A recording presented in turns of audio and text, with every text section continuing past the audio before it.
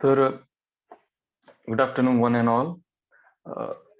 सर्वांचं या परत द्वितीय सत्रामध्ये स्वागत आहे. सकाळी आपण प्रथम सत्रात दोन मान्यवरांना ऐकलंय, भिंगारे सर आणि मेघराज पंडित सर. द्वितीय सत्रामध्ये आपल्या सोबत जोडले गेलेले आहेत देवगिरी महाविद्यालयाच्या रजिस्ट्रार मॅडम दर्शना गांधी मॅडम, जे आपल्या द्वितीय सत्राच्या पहिल्या रिसोर्स पर्सन आहेत. सोबत महाविद्यालयाचे उपप्राचार्य डॉक्टर बी के मगर सर सुद्धा जोडले गेलेले आहेत. आणि आपण सर्व पार्टिसिपेंट वेगवेगळ्या महाविद्यालयातून आपणही या ठिकाणी जोडले गेलेले आहात. बरेचसे पार्टिसिपेंट्स आता जोडले जात आहेत. तर मी परत एकदा सर्वांचं हार्दिक स्वागत करतो या आपल्या ऑनलाईन प्लॅटफॉर्मवर.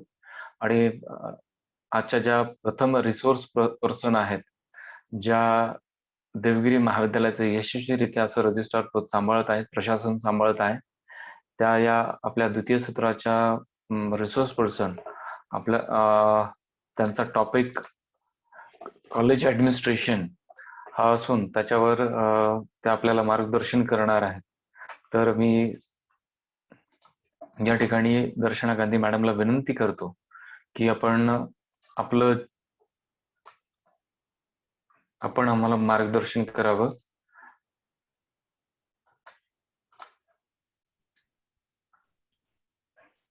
गांधी मॅडम. हो सर.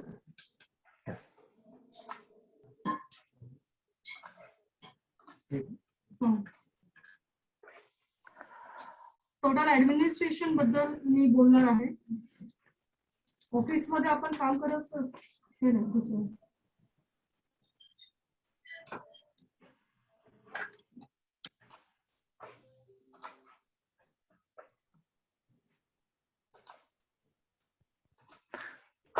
ऑफिस मध्ये काम करत असताना ज्या ज्या गोष्टी आपल्याला आवश्यक आहेत त्याच्या रिलेटेड आपण आज बोलणार आहोत.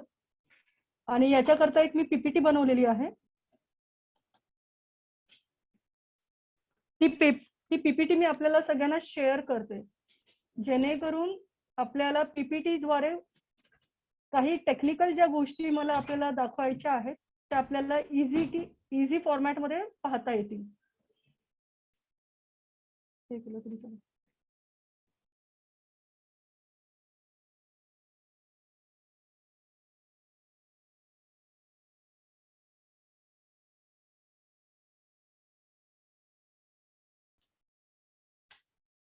करत असताना याच्यामध्ये आपण टोटल ऍडमिनिस्ट्रेशन मध्ये आपण डे टू डे ऍक्टिव्हिटी मध्ये जे वर्कआउट करत आहोत त्याच्यातल्या ज्या सोप्या गोष्टी आपल्याला घेता येतील, जेणेकरून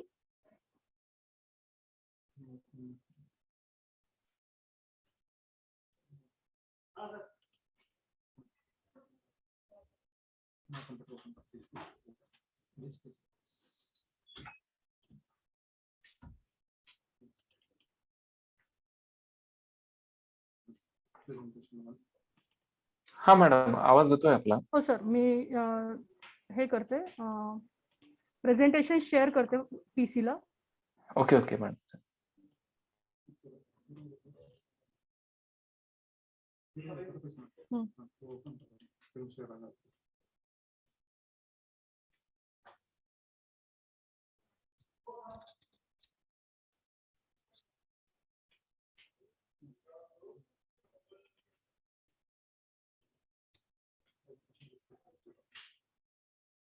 इथे ओपन केल्याशिवाय प्रेझेंटेशन नाही. सर प्रेझेंटेशन दिसतंय आपल्याला?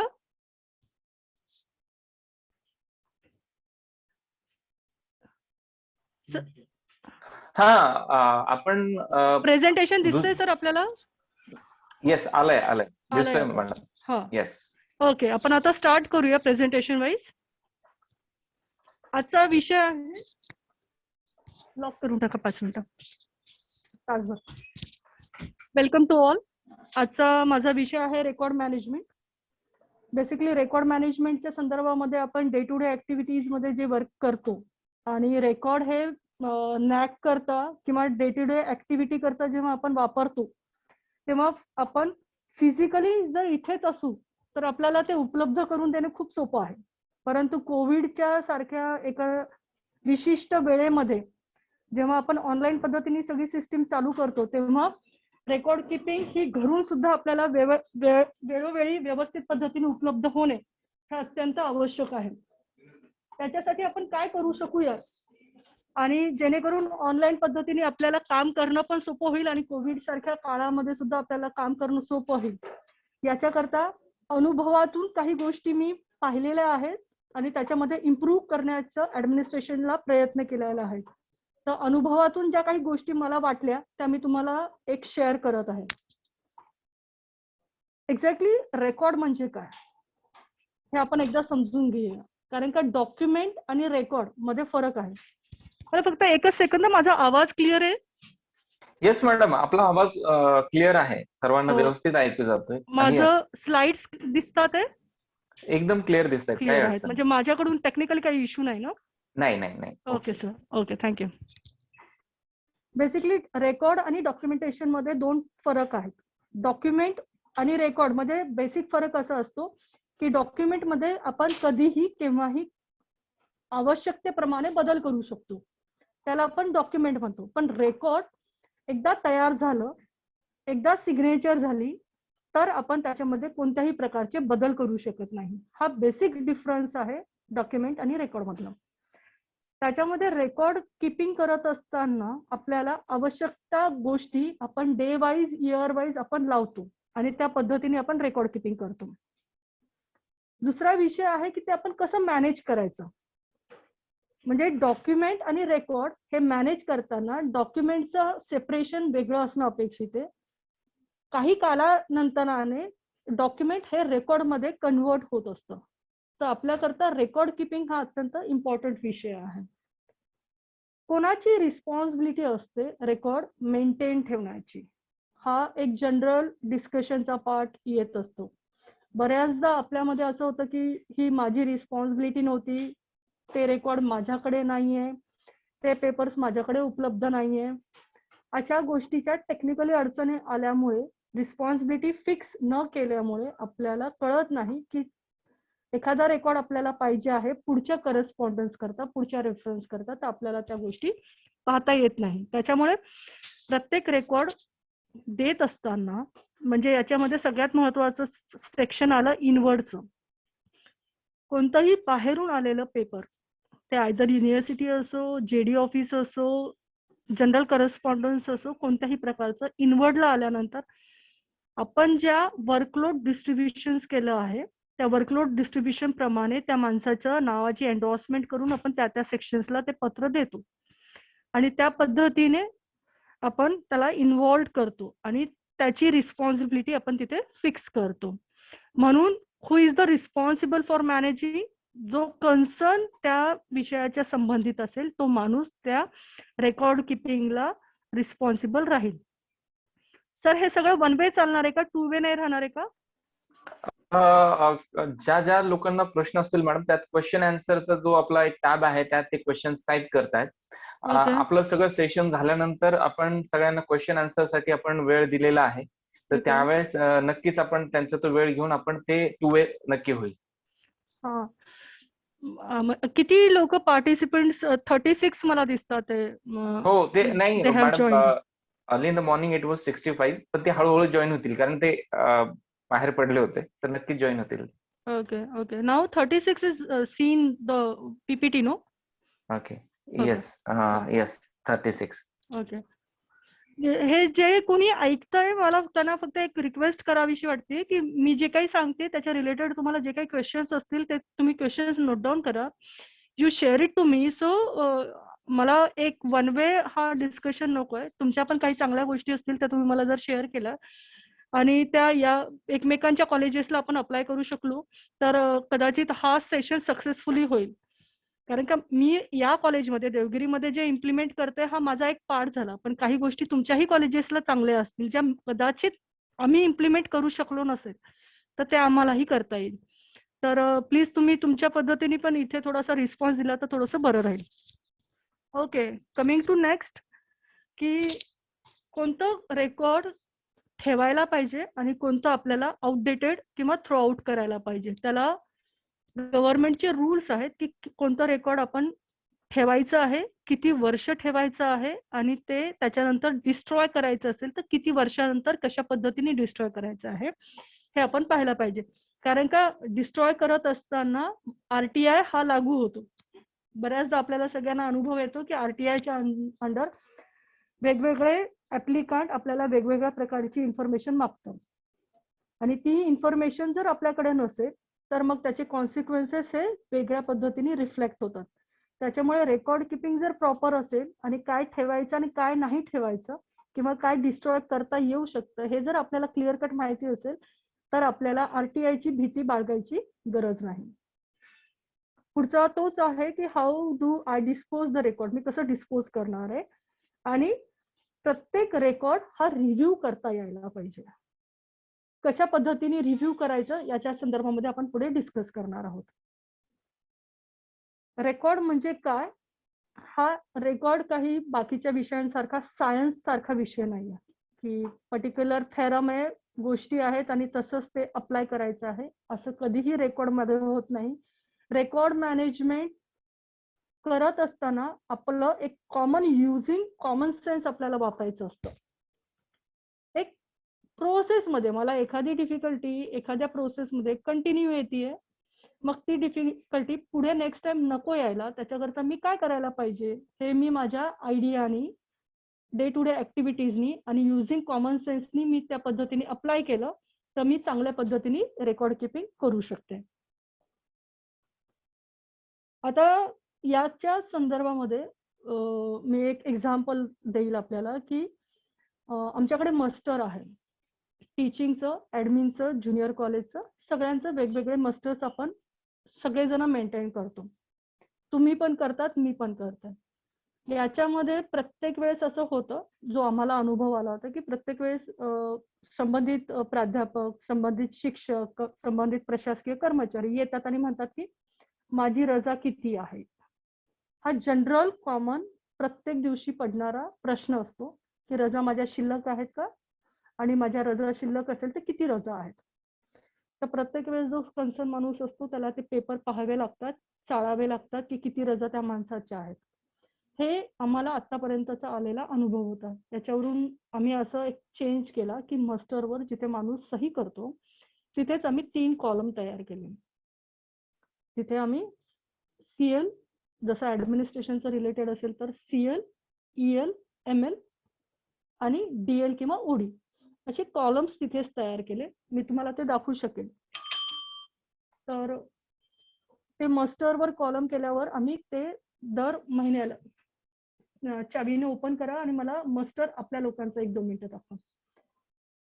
तर त्याच्यामध्येच दाखवलं, समजा आता माझं नाव आहे, आपल्या CL ज्या आहेत त्या जानेवारी, ऍडमिनच्या लोकांच्या CL कधीपासून आहेत, जानेवारी ते डिसेंबर, टीचिंगच्या कधीपासून आहे, अकॅडमिक इयर पासून जून ते पुढच्या जून पर्यंत. म्हणजे त्यांच्या रजा तशाच पद्धतीने प्लस होतात. आपण EL आणि ML 15 किंवा 10 ज्या काही असतील त्या लॉक करून टाकू. आपण या ऍड करत जातो. तर मग त्या पद्धतीने ऍड करायचं. मी तुम्हाला एक्झाम्पल दाखवते, तुम्हाला दिसत असेल ही नावं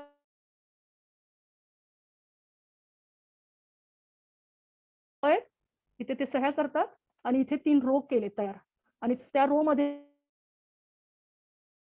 ते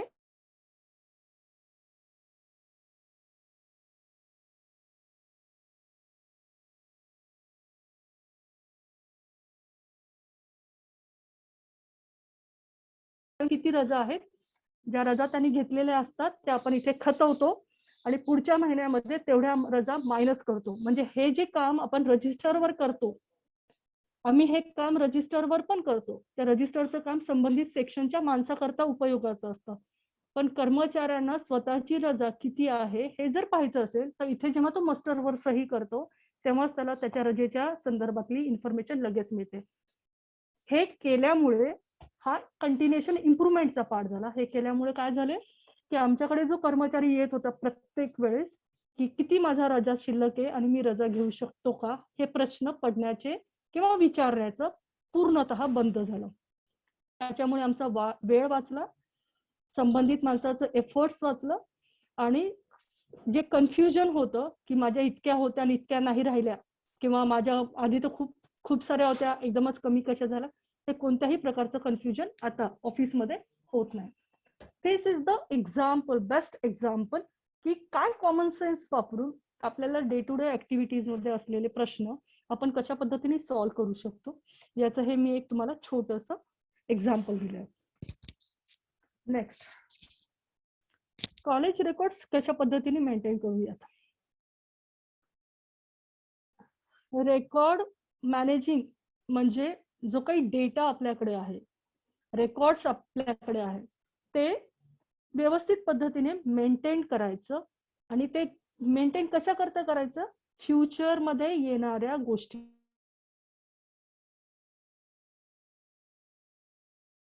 करता.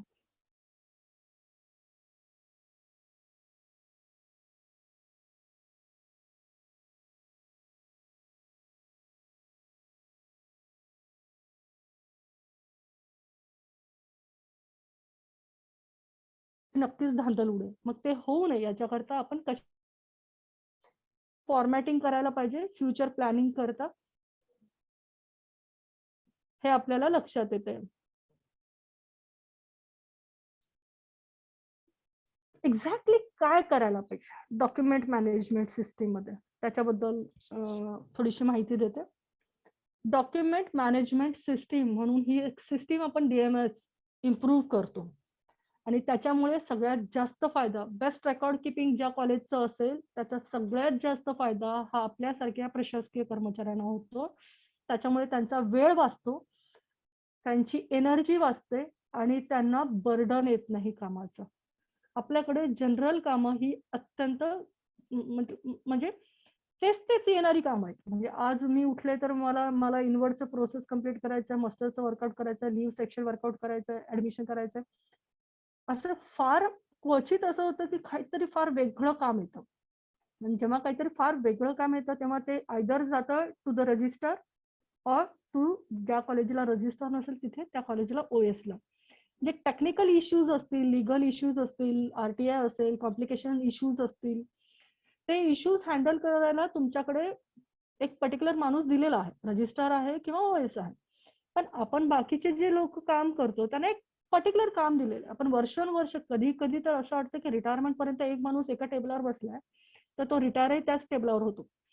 त्यामुळे आपल्याला माहिती की आपल्या सिस्टीम मध्ये काम करत असताना आपल्याला रोजच्या ऍक्टिव्हिटीमध्ये काय काम करायचं आहे आणि ही ऍक्टिव्हिटी वर्षानुवर्ष डेली आहे.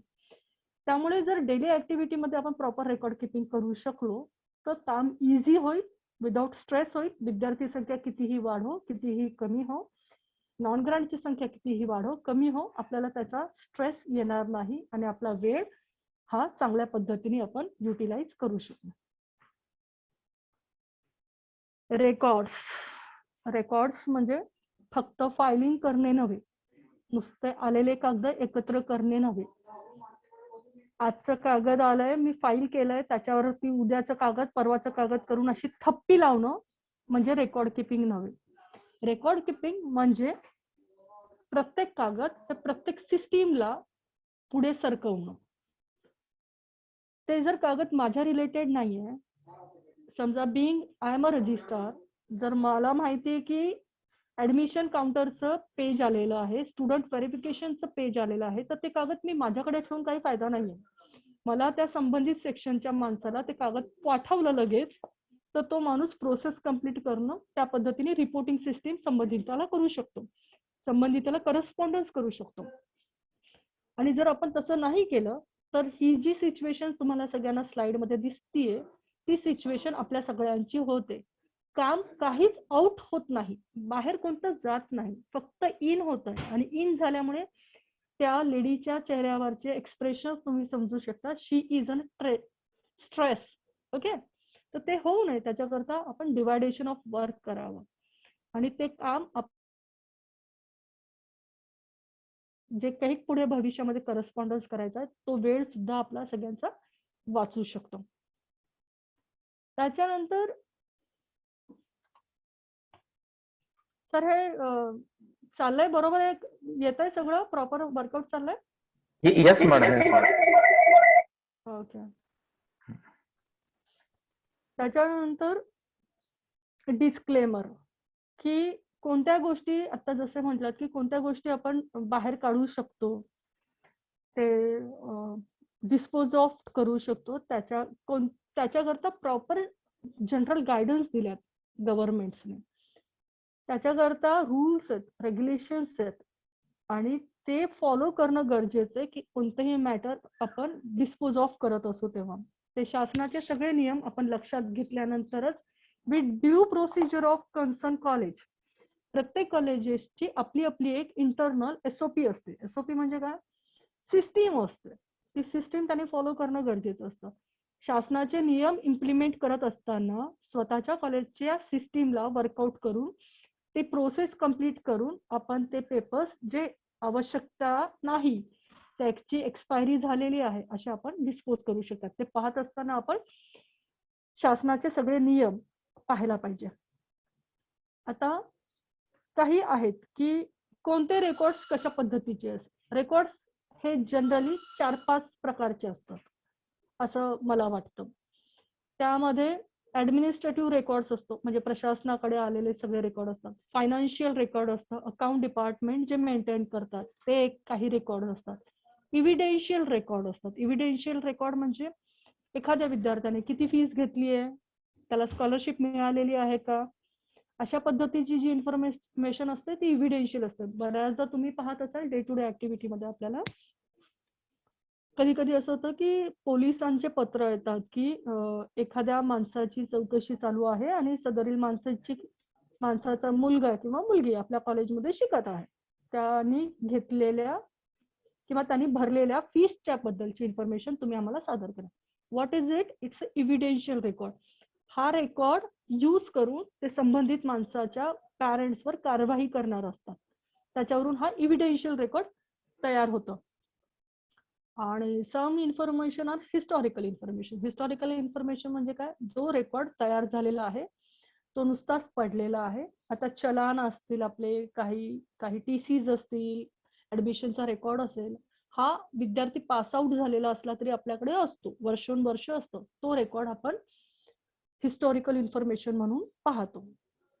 आणि हे करत असताना कोणाच्या अंडर आहे हे पाहणं तेवढंच आवश्यक आहे. त्याच्यानंतर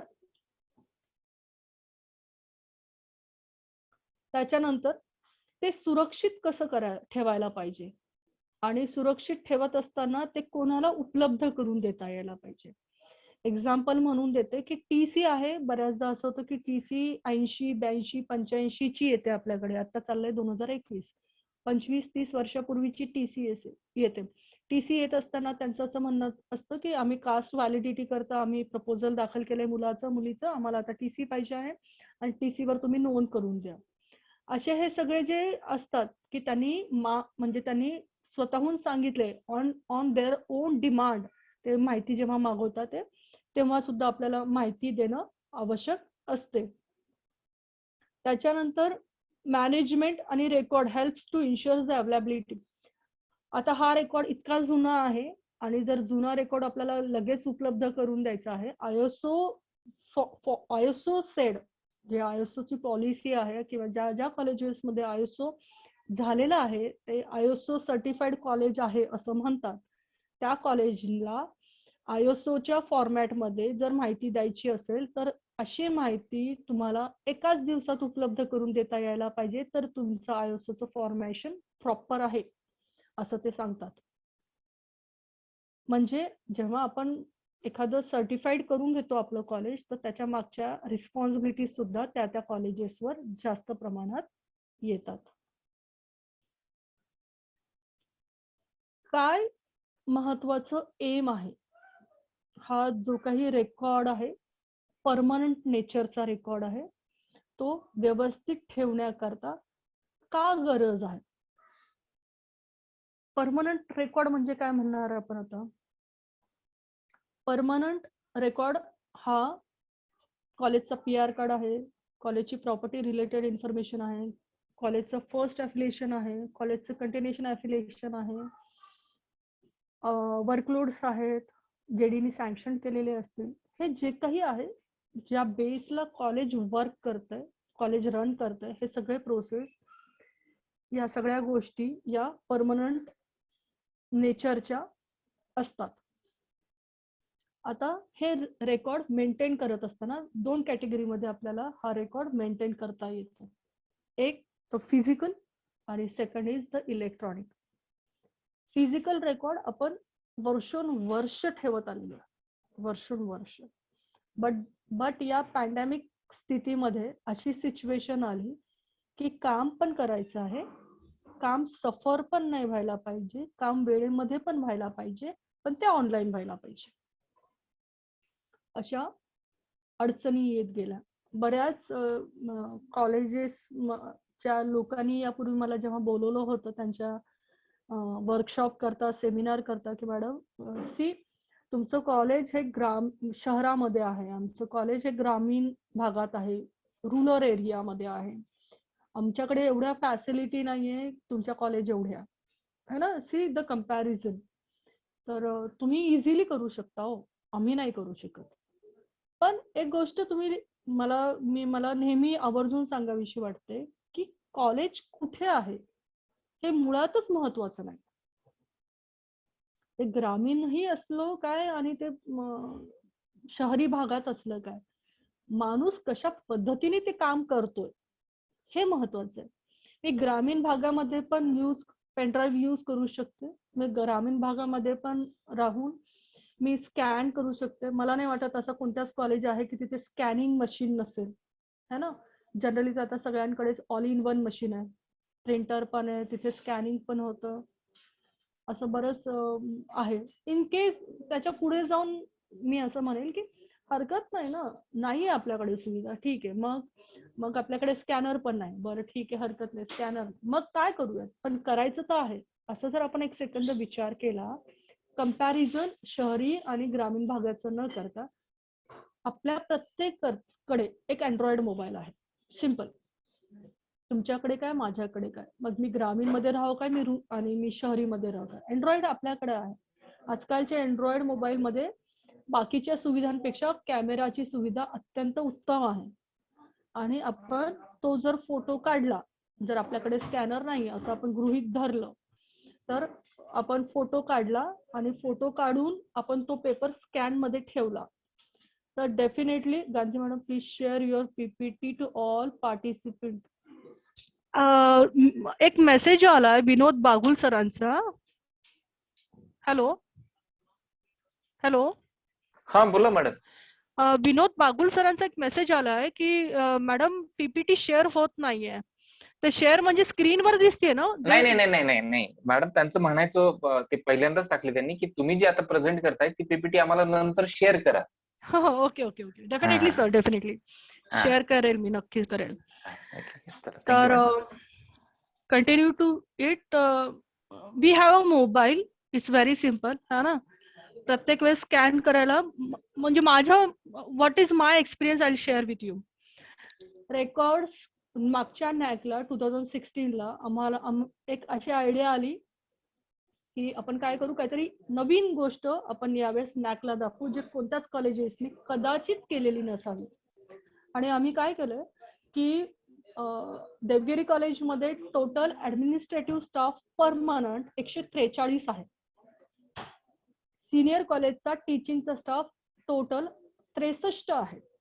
या सगळ्या लोकांचा सर्व्हिस बुक स्कॅन करूयात. सी, माझ्याकडे किती मोठा डेटा मला स्कॅन करायचा होता, आणि ही आयडिया अगदी म्हणजे असंच विचार काय करूयात असं जेव्हा विचार करत होते तेव्हा आला की हे करूयात आपण.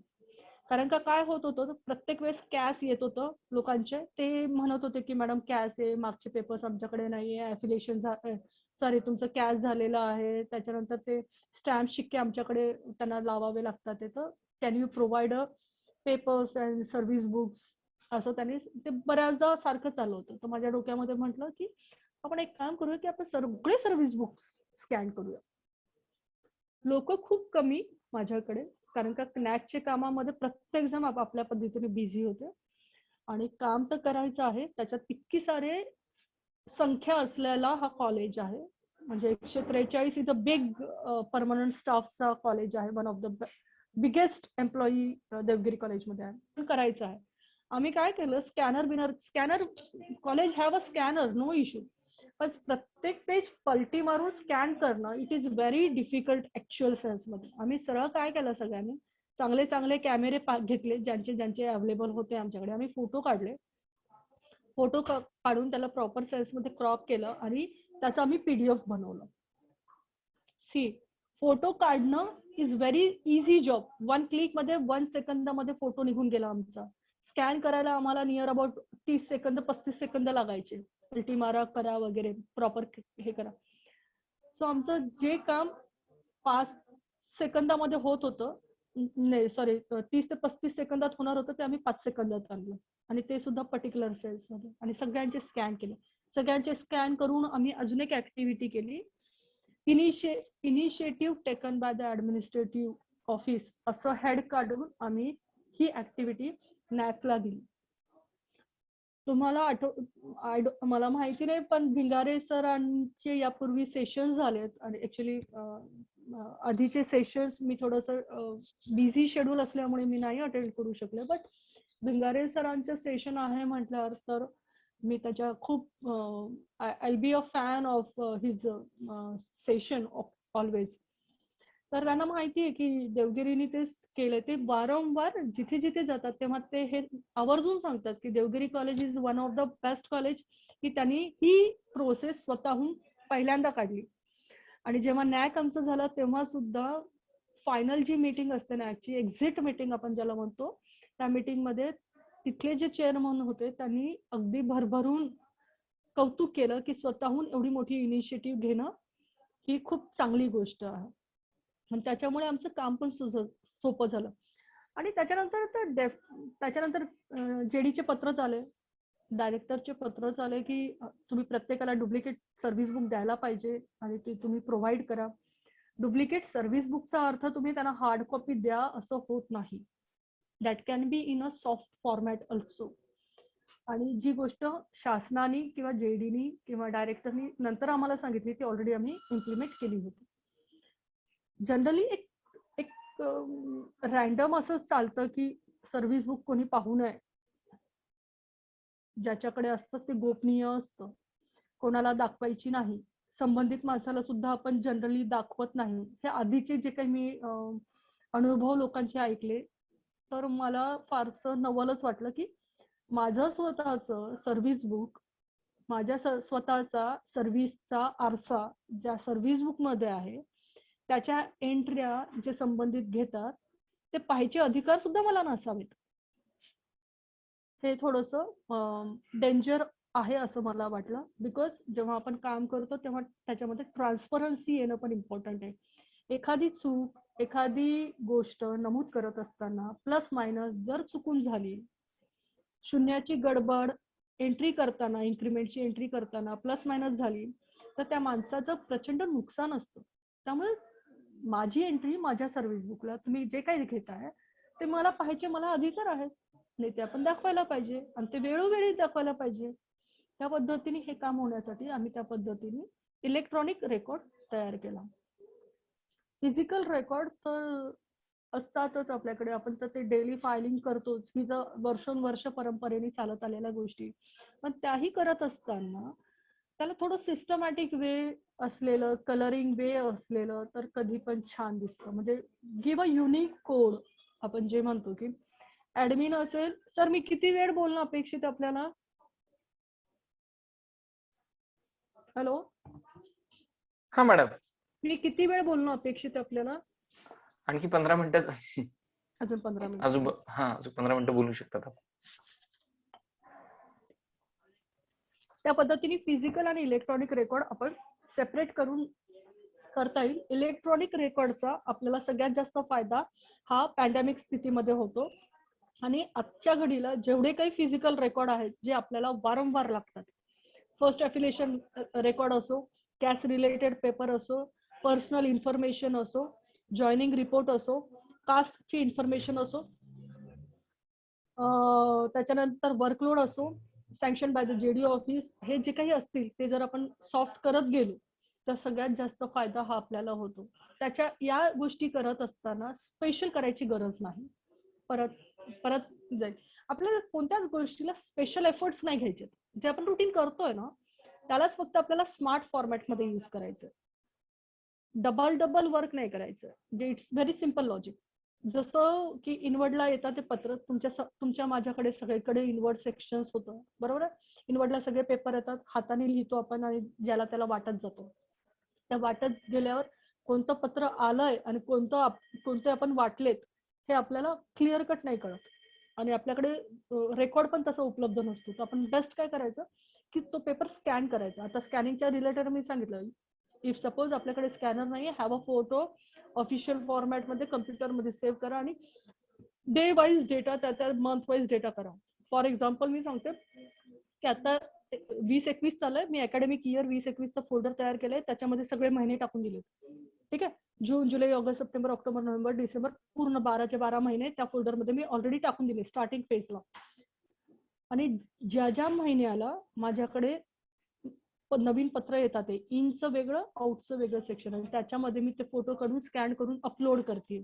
तर मला जर कोणी म्हणालं की मॅडम जून मध्ये आम्ही एक पत्र दिलं होतं, तर त्या पत्राचा रेफरन्स प्लीज, किंवा त्या पत्रावर तुम्ही आम्हाला काही उत्तर दिलेलं नाही असं जर कोणी विचारलं तर आपल्याला त्यांना विचारायची गरज नाही की ते कोणतं पत्र होतं. आपण त्या सेक्शनला, त्या फोल्डरला, त्या अकॅडमिकच्या त्या मंथला गेलो की आपल्याकडे ती स्कॅन कॉपी लगेच उपलब्ध असते.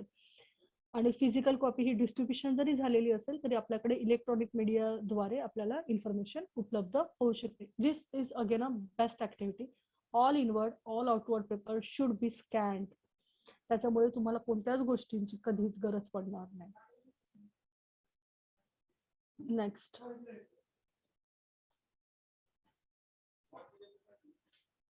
स्टोरेज पेपर डॉक्युमेंटेशन कसं करायला पाहिजे.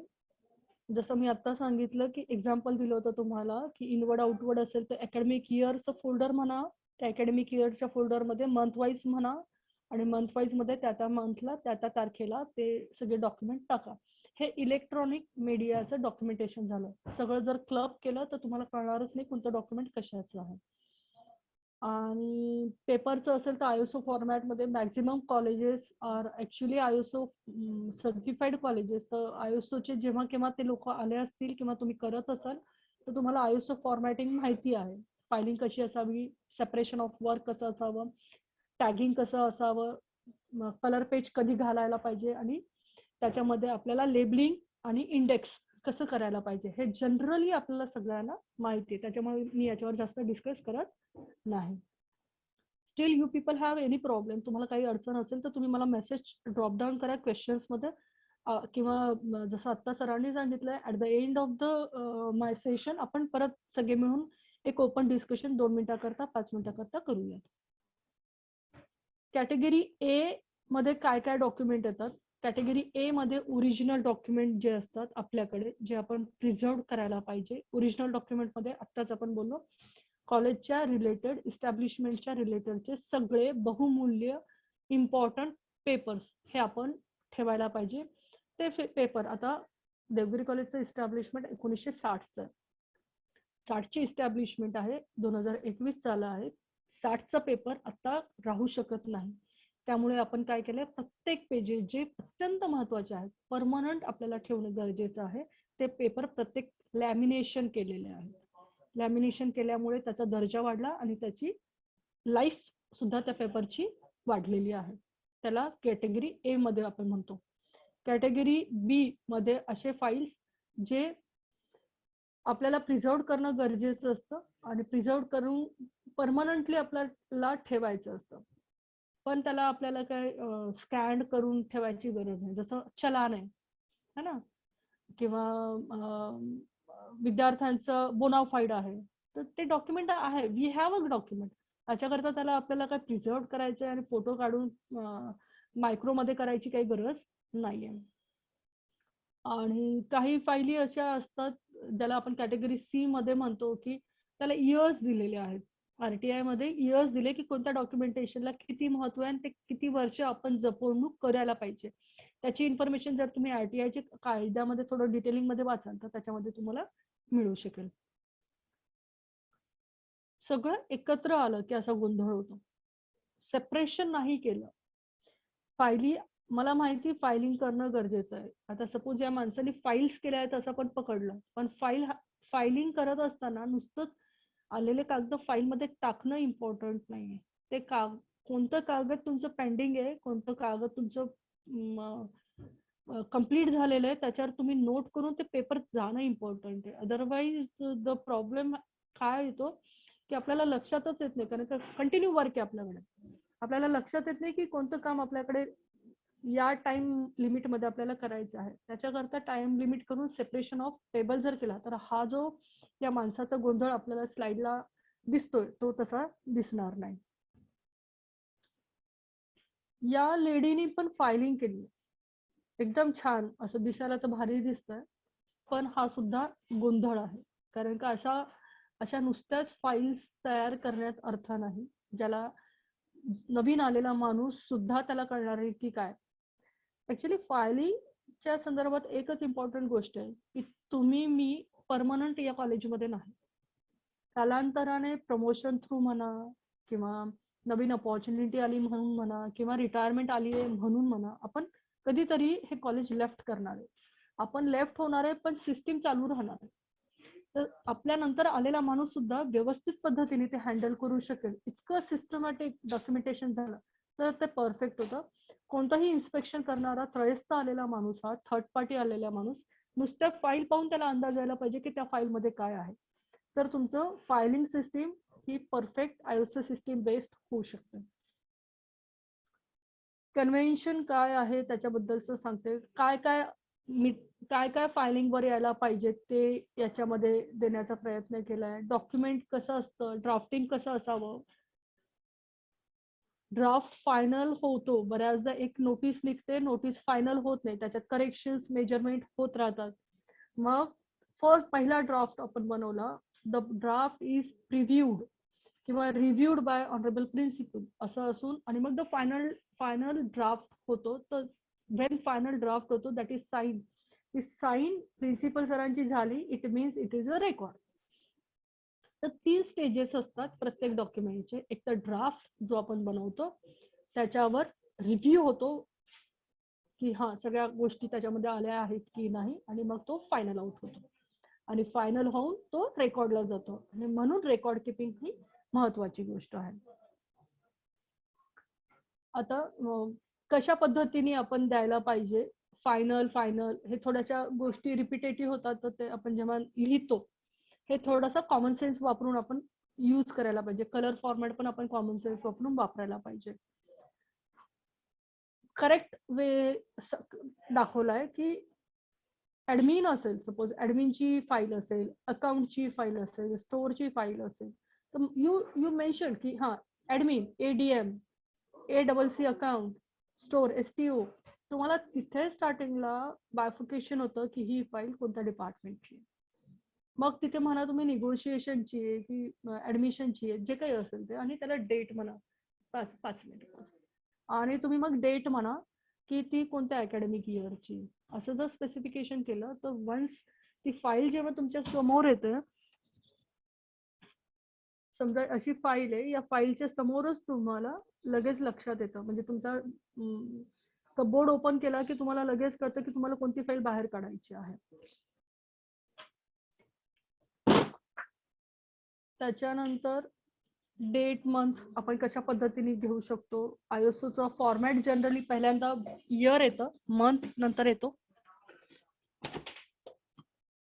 आणि डेट नंतर येतं. This is a ISO format. Colour coding कधीही करावं, कारण का आपल्याला आपलं सोयीचं होतं.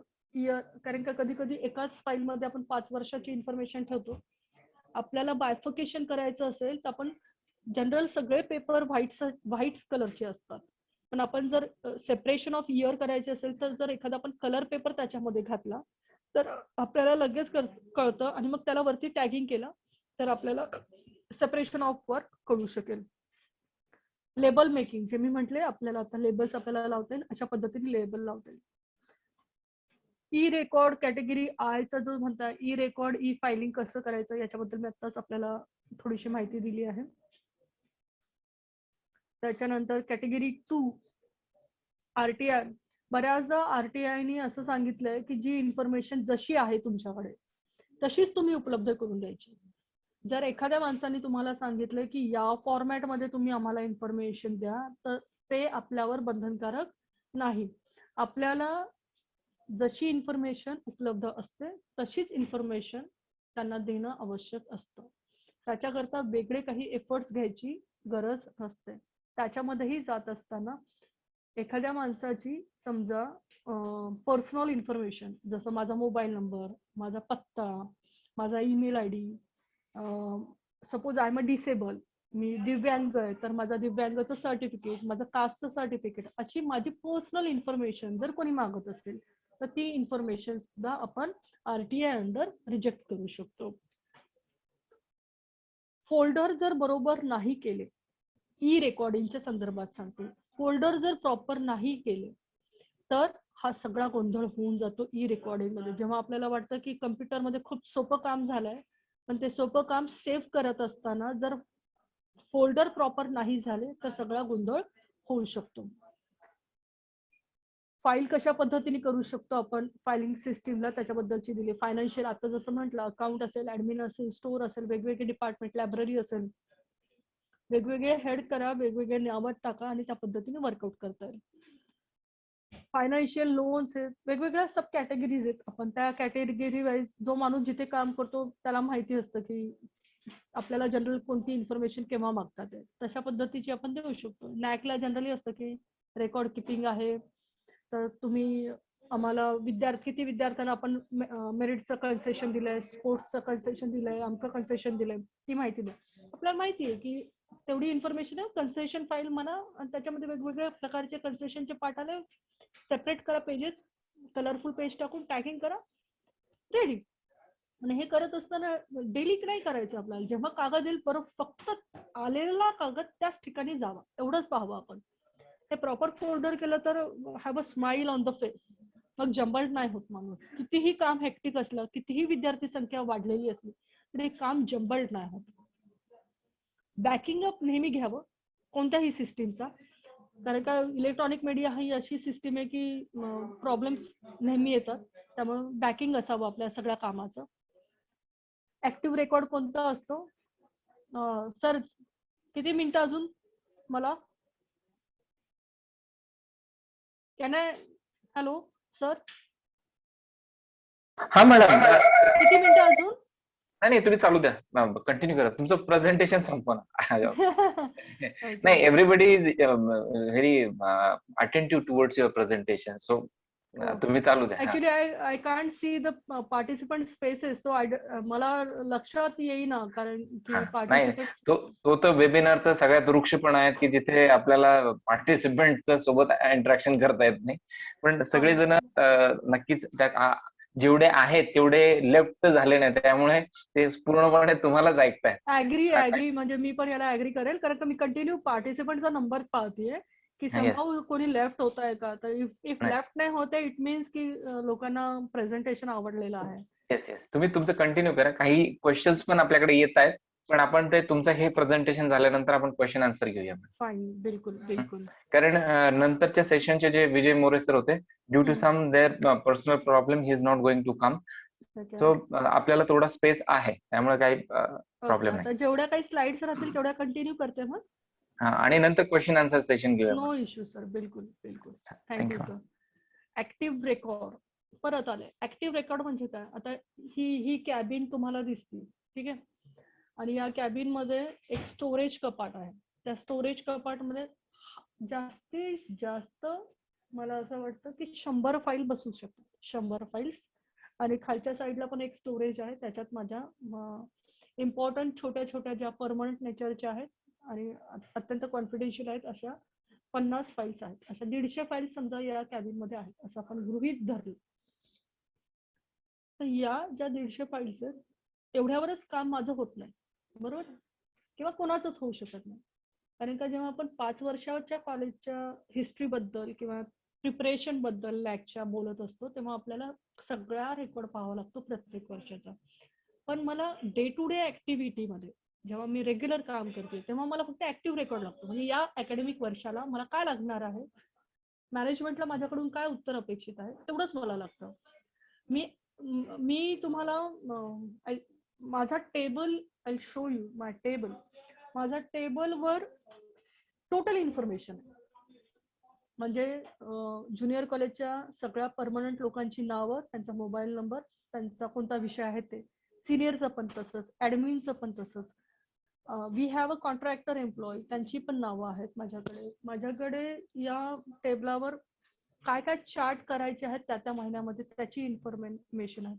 जी इन्फॉर्मेशन मला माहिती आहे की जनरल, हा आपण परत अगेन कॉमन सेन्स यूज केला की जनरल मला कोणती information on the spot principal sir विचारू शकतात, ऑन दी स्पॉट मॅनेजमेंट विचारू शकतो, ऑन दी स्पॉट जेडी मागवू शकतो. असे काही टेक्निकल आहेत इन्फॉर्मेशन की जे आपल्याला असं फोनवरच सांगावं लागतं. हा इतका नंबर आहे, तितका नंबर आहे, विद्यार्थी संख्या एवढी आहे, युजीची तेवढी आहे, पीजीची तेवढी आहे, तर आपल्याला, किंवा याचा फी स्ट्रक्चर हे आहे, हे जे टेक्निकल आहे त्या वर्षाचं, त्या अनुषंगाने एक मोठा चार्ट बनवलाय, टेबलावर ठेवलेला आहे. जेव्हा केव्हा तुम्ही कॉलेजला याल, व्हिजिट कराल, कारण का आता हा कम्प्युटर खाली करून मला तुम्हाला दाखवणं it is not actually possible, तर मी तुम्हाला नाही दाखवू शकत आहे. त्याला मी कलरिंग करून केलंय आणि त्यामुळे मला लगेच कळतं. त्यामुळे मला कोणी काही म्हटलं तर मी एका सेकंदात ती इन्फॉर्मेशन सांगू शकते की कोण कुठे आहे. आता एवढा मोठा स्टाफ आपल्याकडे आहे, जेव्हा आपण 500 लोकांचा स्टाफ सांभाळतो, सीएचबीचा माणूस कोणता कधी आहे, अप्रुव्हल कोणाचं कधी आलं, हे सुद्धा मी इन्फॉर्मेशन इथे सांगू शकतो. प्रत्येक वर्षी हा जो टेबला खालचा चार्ट आहे तो बदलत राहतो.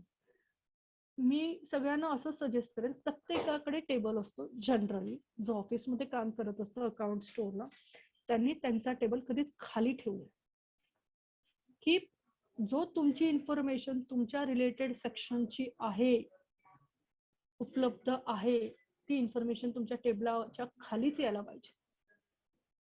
त्याच्याने काय होतं माहिती का, की प्रत्येकाला असं वाटतं की यार काय फास्ट वर्क आहे ना, फोनवर विचारलं की त्यांना आपण लगेच इन्फॉर्मेशन प्रोव्हाइड करू शकतो, तर आपण त्यांना इझिली सांगू शकतो की सर ही इन्फॉर्मेशन आहे. तर हा एक प्लस पॉइंट राहतो, जे आयएसओ बोलतो की within a second if you can available the information, तर दिस वन ही एक चांगली गोष्ट आहे. नाहीतर जनरल काय, आधी हे मी स्वतःहून केलेलं आहे. आधी नाही तर माझ्या अडचण काय व्हायची की मला प्रत्येक गोष्ट विचारायला लागायची, कारण का बाबा हा जॉईन झाला का, याची अप्रुव्हल आला का, याचा मोबाईल नंबर काय, प्रत्येक इतक्या लोकांचे मोबाईल नंबर आपल्याला आठवू नाही शकत, पाठही असू शकत नाही, किंवा आपल्या मोबाईलमध्ये ते सेव्ह पण असू शकत नाही, ईमेल पण असू शकत नाही, आपण लक्षात नाही ठेवू. ठीक आहे ना, तुम्ही कोणी विचारलं तर आपण लगेच सांगू शकतो, आपण पाहू. तर असं काही करा की तुम्हाला लोकांना कम्युनिकेट करायला कमीत कमी वेळ लागेल आणि त्यांना तुम्हाला आन्सर द्यायला कमीत कमी वेळ लागेल. याच्याकरता आपण ऍक्टिव्ह रेकॉर्ड हा आपल्या कॅबिन मध्ये व्यवस्थित पद्धतीने ठेवावा, तसंच टेबलावर ठेवावा, जो वारंवार लागतो. इनऍक्टिव्ह रेकॉर्ड, आपल्याकडे रेकॉर्ड किपिंग आहे, रेकॉर्ड रूम्स असतात. इनऍक्टिव्ह रेकॉर्ड म्हणजे जो आपल्याला आता अगदीच रेअरली लागणार आहे, किंवा आरटीआयची इन्फॉर्मेशन आहे, त्याचे आपण करस्पॉन्डन्स दिलेले आहे, तो विषय क्लोज झालेला आहे, अपीलचा पिरियड पण संपलेला आहे, दॅट इश्यू इज क्लोज, ते आता गरज नाही, त्या फाईली भरल्या आहे, आता आपण ठेवतोय. दिस इज द इनऍक्टिव्ह फाईल. जर in case of worst situation काही करस्पॉन्डन्स लागला तर तेवढ्या काळापुरतं आपण ते काढून यूज करू शकतो, पण ते काय ऍक्टिव्ह नाही की आपण जवळच घेऊन बसायला पाहिजे. रिव्हिजन कंट्रोल असायला पाहिजे. रिव्हिजन कंट्रोल कसा असायला पाहिजे ते सांगते.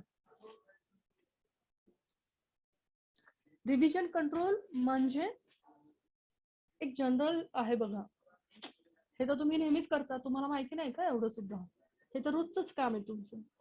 हे जेव्हा येतं ना तेव्हा थोडस वाईट वाटतं. म्हणजे काय होतं की आपण आपला वेळ वेस्ट करतो ती गोष्ट लोकांना विचारण्याकरिता. जर मला एकाने विचारलं की सीएचबी ला किती माणसं जॉईंट आहे, समजा एका विषयाला किती माणसं जॉईंट आहे, मी इझिली नंबर सांगू शकेल, बरोबर आहे ना, फ्रिक्वेंटली मी नंबर सांगेल की हा 10 लोक जॉईन आहे. आता तुम्ही जर म्हटलात की तुमच्याकडे हा माणूस एक्स माणूस या तारखेला जॉईन आहे का, असं जर मला प्रश्न विचारला समजा, तर मी लगेच उत्तर देऊ शकेल का? नाही देऊ शकणार. कारण का ती इन्फॉर्मेशन माझ्याकडे असण्याचं नाही, ती इन्फॉर्मेशन कन्सर्न सेक्शनकडे असेल. CHB फिक्स पेचा जो सेक्शन असेल त्या एम्प्लॉयकडे असेल. पण मला द्यायची असेल तर माझ्या टेबलवर इन्फॉर्मेशन आहे त्या अकॅडमिक इयरची, तर मी लगेच देऊ शकते.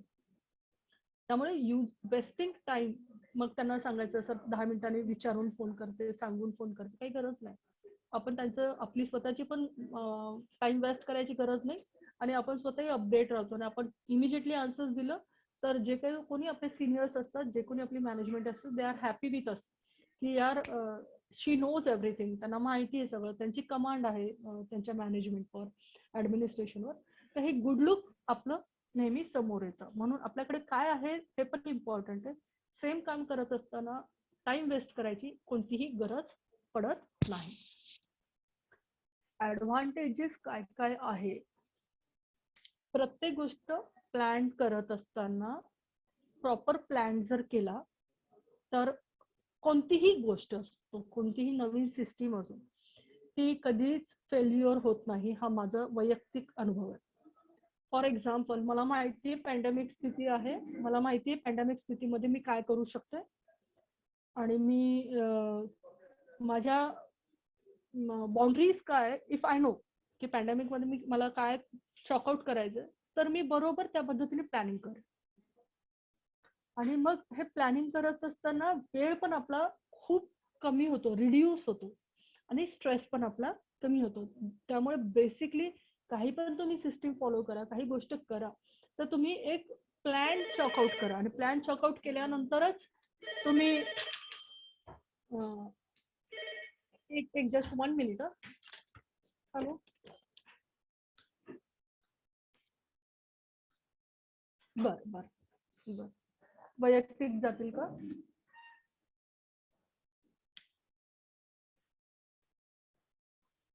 सर तुम्हाला एक विनंतीच राहील, मग तुम्ही प्लीज फक्त यांना सांगा ना, टाकळेंना. हा बेस्ट, टाकळेंना जर सांगितलं तर ते सगळ्यांना सांगून देतील. मग चालेल, नाही गरज नाही, टाकळेंना सांग. Sorry for disturb. ऍडव्हान्टेजेस 10 मिनिटं फक्त.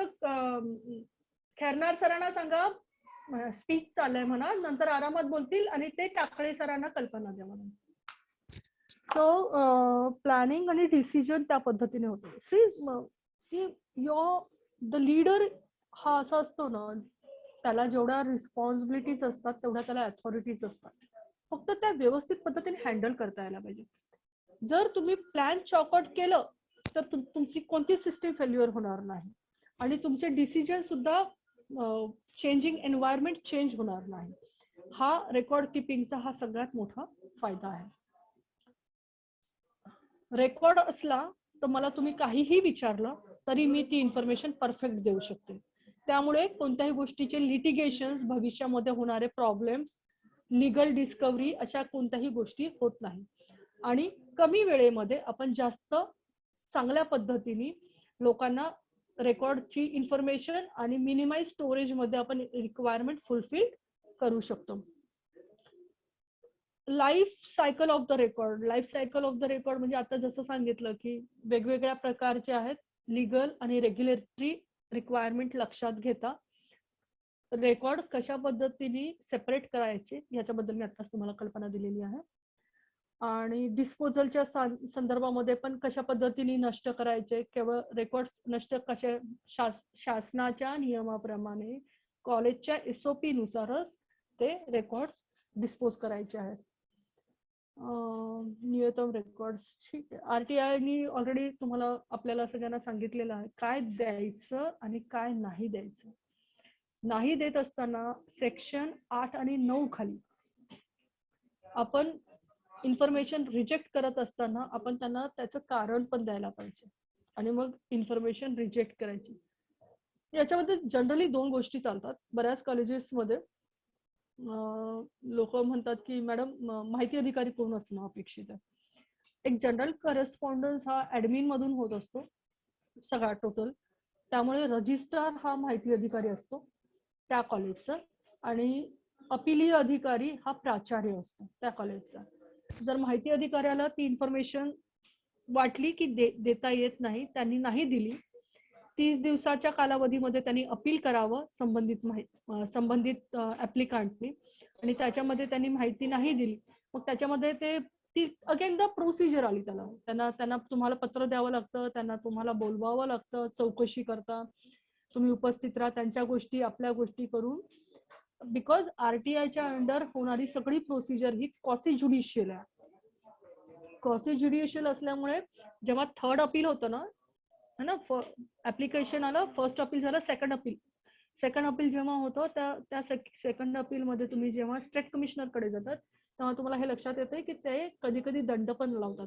आजच बहुतेक रिसेंट पेपर मध्ये आज दिलंय की युनिव्हर्सिटीच्या माहिती अधिकारींना,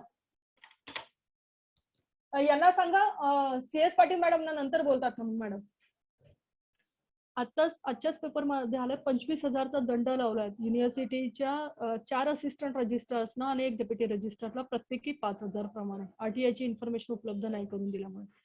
त्यामुळे त्या काय द्यायचं आणि काय नाही द्यायचं याचं जी क्लिअर बाउंड्री आहे ना ते आपल्याला लक्षात यायला पाहिजे, त्या पद्धतीने आपण पत्रव्यवहार करायला पाहिजे.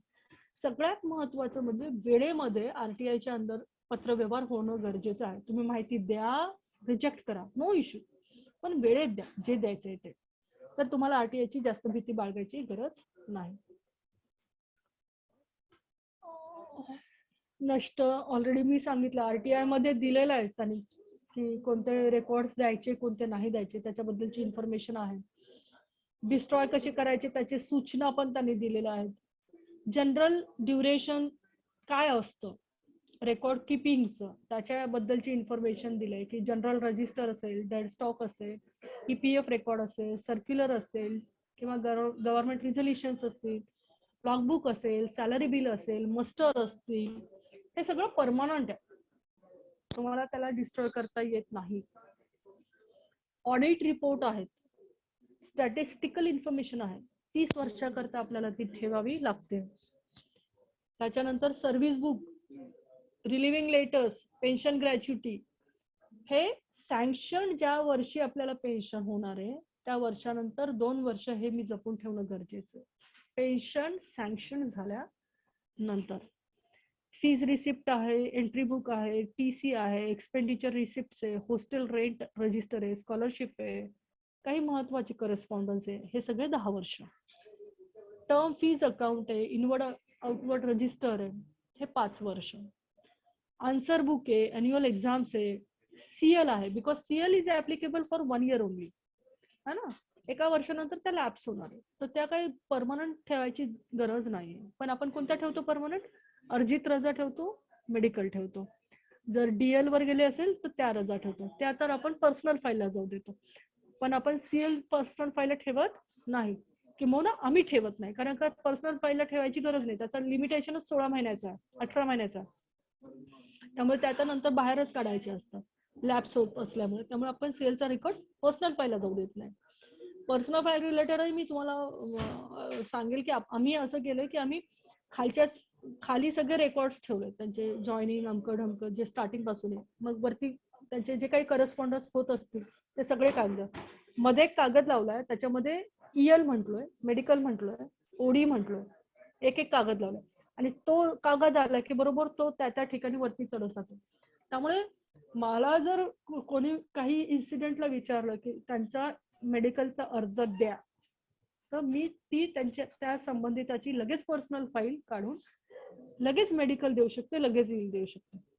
मला त्या सगळ्या पर्सनल कागदांच्या गोंधळामध्ये गोंधळून जायची गरज नाही पडत, कारण का माझं ते वर्क सेपरेशन आहे आणि कलरिंग पेज टाकलेले आहे, वरती परत टॅगिंग केलेली आहे, general correspondence, EL, medical, OD, त्यामुळे सोपं जातं. तर हे इट्स अ गुड सजेशन की आपण अप्लाय करू शकूयात. मिसलेनियस करस्पॉन्डन्स 18 महिने, जनरल करस्पॉन्डन्स असतो आपण डे टू डे ऍक्टिव्हिटी मध्ये करत असलेला तो 18 महिने.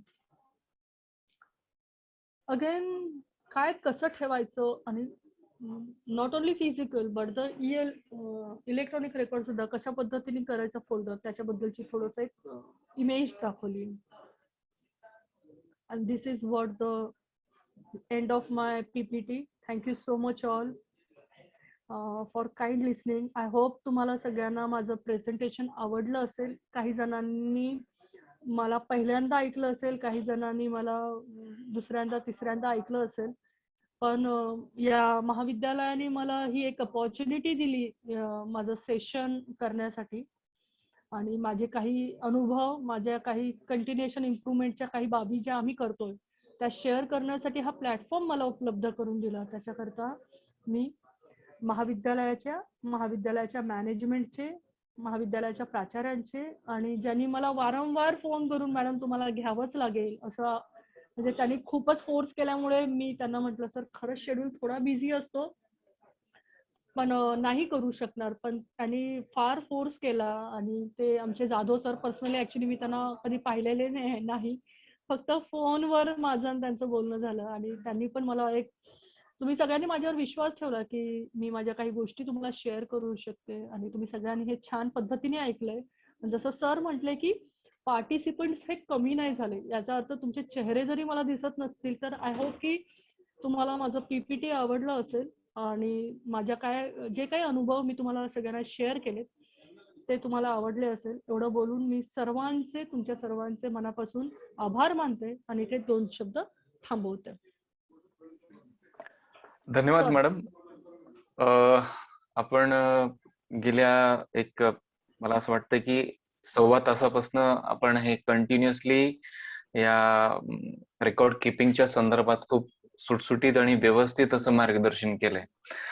काही नवीन गोष्टी ही मला वाटतं बऱ्याचशा महाविद्यालयांना यातून शिकायला मिळतील की रेकॉर्ड किपिंग कसा करायचा. ज्या ज्या गोष्टी तुम्ही सांगितल्या त्या खूपच सुंदर आणि सुटसुटीत पद्धतीने सांगितलं. जसं की त्याचं डिस्पोजल असेल, डॉक्युमेंट मॅनेजमेंट सिस्टम कसं असतं, डिस्क्लेमर कसे वापरायचे, पॉलिसीज कशा ठरवायच्या, तुमचे एम कसे असले पाहिजे, आणि फिजिकल रेकॉर्ड आणि इलेक्ट्रिक रेकॉर्ड ह्या 2 गोष्टी करत असताना तुम्ही ज्या पद्धतीने सर्व्हिस बुकचं इलेक्ट्रॉनिक रेकॉर्ड मध्ये केलं, तर बहुतांश महाविद्यालय यातून प्रेरणा घेऊन त्यातून आणखी नवीन काहीतरी करण्याचा प्रयत्न करतील. त्यामुळे या सगळ्या एक छान अशा विवेचनानंतर मी महाविद्यालयाच्या वतीनं आणि स्वतः आयक्यूसी कोऑर्डिनेटर असल्यामुळे आयक्यूसीच्या वतीनं आपले खूप खूप आभार मानतो.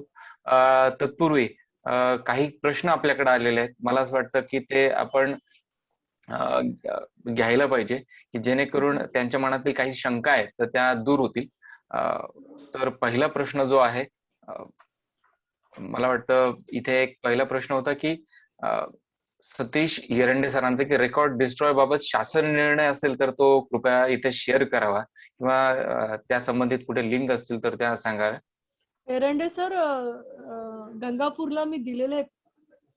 एरंडे सर आमच्याच कॉलेजचे आहेत, okay. So he knows me personally, आणि गंगापूरला असताना त्यांना दिलेलं आहे.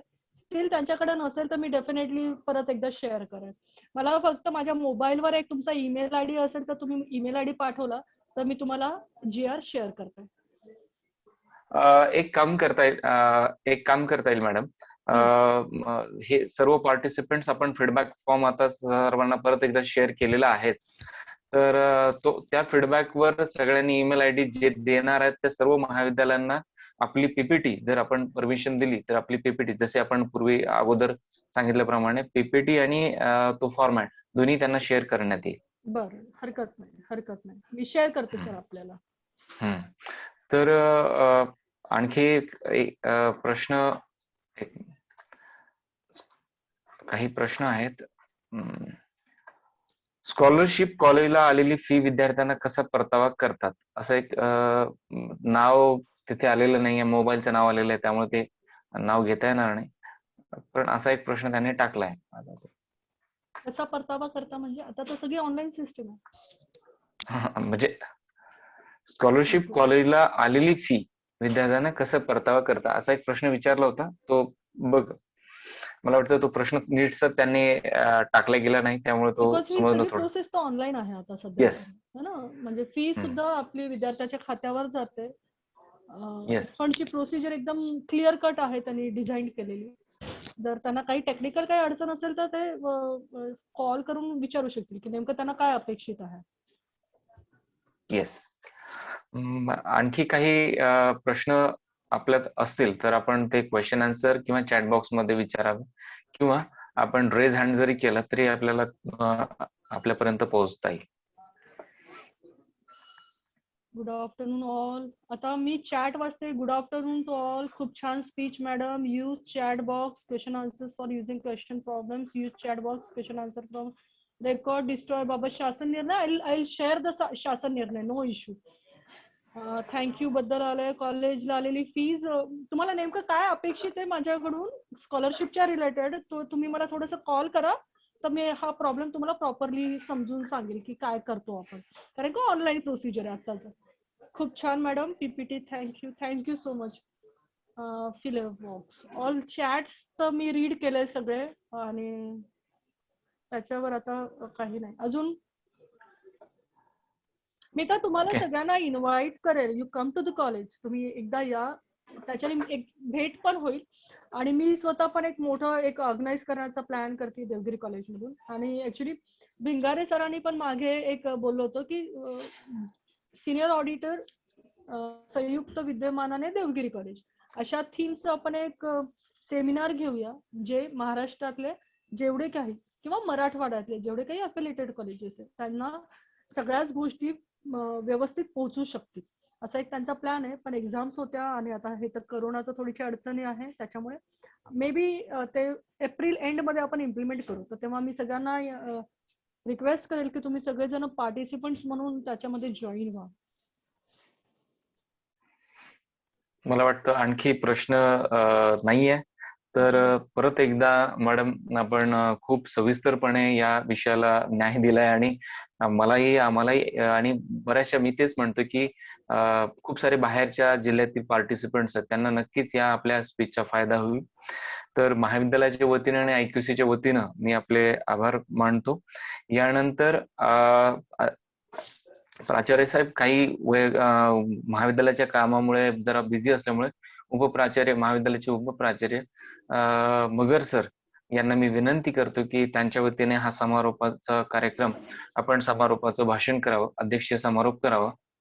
मगर सर.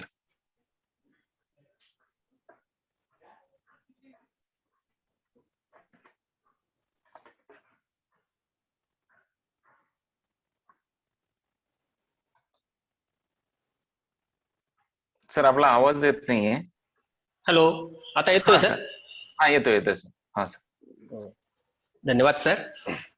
आज एक दिवसीय कार्यशाळेच्या सत्र दुसरे मध्ये आपल्याला गांधी मॅडम यांचं सविस्तर असं रेकॉर्ड अँड डॉक्युमेंटेशन याविषयी मार्गदर्शन त्यांनी केलेलं आहे. यामध्ये त्यांनी what is record and what is document, what is difference between record and documentation, how to manage them and how to keep record, how to destroy it, तसंच कॉलेजच्या वेगवेगळ्या समस्या विषयी त्यांनी सविस्तर असं मार्गदर्शन केलेलं आहे. त्याचप्रमाणे ISOचं रेकॉर्ड कसं, ISO प्रमाणे रेकॉर्ड कीप केल्यानंतर आपल्याला कसा फायदा होतो, त्यामुळे बर्डन येत नाही. महाविद्यालयाचं प्रशासन चालवत असताना त्यांचं कुठल्याही प्रकारचं बर्डन न येता आपण योग्य प्रकारे व्यवस्थित डॉक्युमेंटेशन करू शकतो. त्याचप्रमाणे वेगवेगळ्या प्रकारचे रेकॉर्ड कसे आहे, administrative record, financial record, evidential record, historical record, आणि हे कसं ठेवायचं, परमनंट रेकॉर्ड कशा पद्धतीने ठेवायचं, त्याचप्रमाणे फिजिकल रेकॉर्ड, इलेक्ट्रॉनिक रेकॉर्ड, त्याचबद्दल सर्व्हिस बुक बद्दल त्यांनी त्यांच्या कॉलेजला राबवलेली स्कीम सांगितली. ही सर्वात चांगली स्कीम मला तर वाटते की सर्वात चांगली, सर्व कॉलेजने ही अप्लाय करायला हरकत नाही की त्यामुळे सर्व कर्मचाऱ्यांना त्यांची दुसरी कॉपी म्हणजे डुप्लिकेट कॉपी मिळू शकते इलेक्ट्रॉनिक स्वरूपामध्ये. त्याचप्रमाणे letter drafting and colour coding किंवा RTI विषयी जी माहिती, ती अशी सुस्तृत माहिती मॅडमने दिलेली आहे. त्यामुळे सर्व जे जॉईन झालेले असतील, सर्व नॉन टीचिंगचे कर्मचारी, यांना याविषयी सविस्तर असा फायदा यामुळे होणार आहे. आपलं कॉलेजचे अभिनंदन करतो मी आपल्या महाविद्यालयातर्फे. त्यांनी आपलं निमंत्रण स्वीकारून या वर्कशॉपमध्ये भाग घेऊन सविस्तर असं मार्गदर्शन केलेलं आहे.